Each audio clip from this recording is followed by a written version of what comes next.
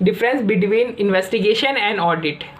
तो शुरुआत करते हैं हम ऑब्जेक्टिव से। तो इन्वेस्टिगेशन का ऑब्जेक्टिव होता है किसी फैक्ट को एस्टेब्लिश करना या फिर किसी पर्टिकुलर सिचुएशन को एसेस करना, जबकि हम ऑडिट में वेरीफाई करते हैं फिनेंशियल स्टेटमेंट को, ताकि हम ये बता सकें कि जो स्टेटमेंट ऑफ अफेयर्स है या कंपनी के जो वर्किंग रिजल्ट्स है वो ट्रू एंड फेयर व्यू दिखा रहे हैं या नहीं दिखा रहे हैं।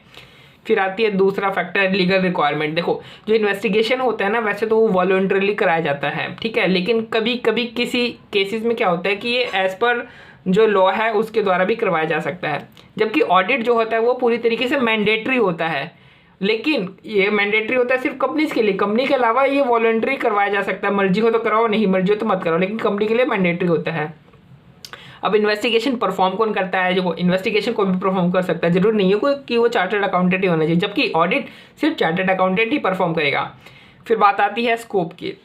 तो इन्वेस्टिगेशन का जो स्कोप है वो चूंकि नॉन स्टैट्यूटरी होता है, तो ये गवर्न कौन करता है? स्कोप कौन बताएगा भाई? जो इन्वेस्टिगेशन का ऑर्डर देगा वही बताएगा ना।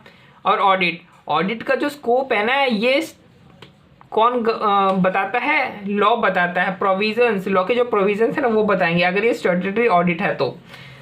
फिर आती है बात टाइम फ्रेम की। देखो, इस इन्वेस्टिगेशन में कोई टाइम फ्रेम नहीं होता, जब तक आपका रिजल्ट नहीं निकल जाता तब तक आपको इन्वेस्टिगेशन करके देनी है, जबकि ऑडिट में टाइम फ्रेम होता है। Audit yearly, quarterly, half yearly करवाया जाता है।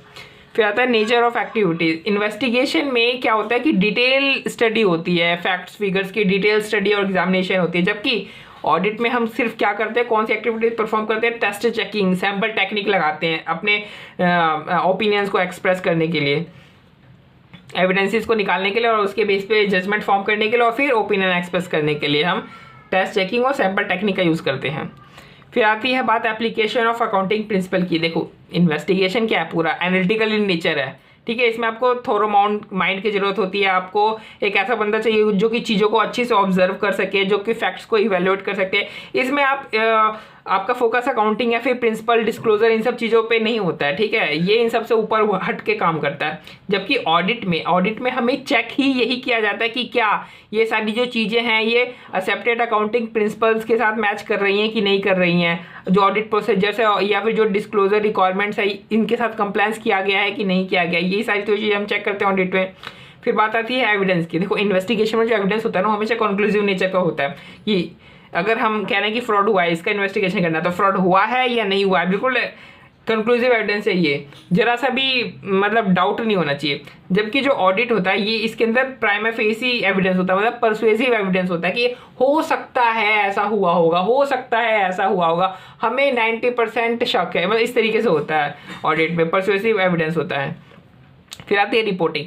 देखो, जिस बंदे ने इन्वेस्टिगेटर को हायर किया है, इन्वेस्टिगेटर उसको रिपोर्ट करता है, जबकि ऑडिट में किसको हम आउटकम को रिपोर्ट करते हैं? आउटकम को रिपोर्ट करते हैं बिजनेस एंटिटी के ओनर को हम रिपोर्ट करते हैं।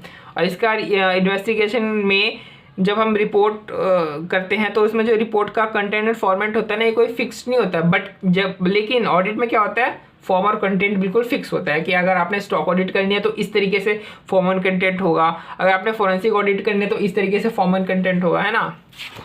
अब बात आती है इनहेरेंट लिमिटेशन की। देखो, इन्वेस्टिगेशन का नेचर ही ऐसा है कि उसके अंदर इनहेरेंट लिमिटेशन हो ही नहीं सकती है, लेकिन ऑडिट के अंदर इनहेरेंट लिमिटेशन होती है, जैसे कि टाइम की इनहेरेंट लिमिटेशन होती है, कॉस्ट की होती है, काफ़ी सारी चीज़ों की होती है। फिर आता है प्री कंसेप्शन। जो इन्वेस्टिगेशन है वो प्री कंसेप्शन के साथ शुरू कर जाते हैं कि फ्रॉड है और हमें ढूंढना है कि फ्रॉड क्या है, ये कैसे किया गया है, ठीक है। प्री कंसीव्ड नोशन के साथ होता है ये शुरू इन्वेस्टिगेशन। जबकि जो ऑडिट है, ऑडिट के अंदर ऐसा कोई सस्पिशन नहीं होता है, ऑडिट सिंपल आपने परफॉर्म करनी है, अगर ऑडिट आपको फ्रॉड मिला तो मिला, नहीं मिला तो नहीं मिला, ऐसा नहीं है कि मेरे को बिल्कुल फ्रॉड ढूंढना ही ढूंढना, ठीक है। तो audit is not based on suspicion unless circumstances exist to arouse suspicion। जब तक कि ऐसी कोई आपके पास, मतलब आपके सामने ऐसी कोई सर्कमस्टेंसेज अराइज नहीं हो जाती जिससे आपको लगे कि हाँ सस्पिशन, मतलब यहाँ पे मेरे को डाउट हो रहा है कि फ्रॉड हो सकता है, तब तक आपने दिमाग में ऐसा कुछ नहीं लाना है कि फ्रॉड हुआ है। तो ये सारे जो हमने फैक्टर्स देखे कि इन फैक्टर्स के बेसिस पे क्या होता है, इन्वेस्टिगेशन और ऑडिट में डिफरेंसेस होते हैं। तो ये जो सारे जो फैक्टर्स हैं इनको याद करने का हमारे पास एक तरीका है कि वीरप्पन नेचर का फायदा उठाकर बहुत लंबे पीरियड से छुपा हुआ था, पुलिस वालों के पास इस बात के एविडेंस थे कि वो कहाँ छुपा हुआ है, लेकिन इसे पकड़ना पुलिस वालों के लिए बहुत बड़ी इनहेरेंट लिमिटेशन थी। इनहेरेंट लिमिटेशन क्यों थी? क्योंकि उस समय यूपी में किसकी सरकार थी? समाजवादी पार्टी की, अखिलेश की सरकार थी। अखिलेश चाहता नहीं था कि मतलब इनको पकड़ा जाए, क्योंकि उसी के बेस पर तो उसने अपना पूरा पॉलिटिकल कैरियर बिठा रखा था।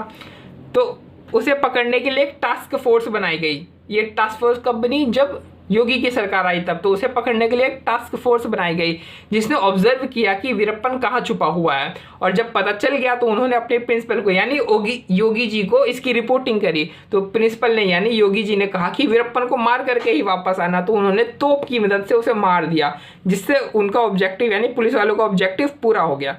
अब देखो मैं यहाँ पे एक एक फैक्टर्स बता रहा हूँ। नेचर मतलब नेचर के हिसाब से, पीरियड मतलब पीरियोडिसिटी, एविडेंस मतलब nature of evidence, inherent limitations, फिर आपकी एक हो गई ऑब्जर्व यानी ऑब्जर्वेशन ऑफ अकाउंटिंग प्रिंसिपल्स, ये क्या ना ऑब्जर्व किया और फिर प्रिंसिपल को बताया, फिर रिपोर्टिंग।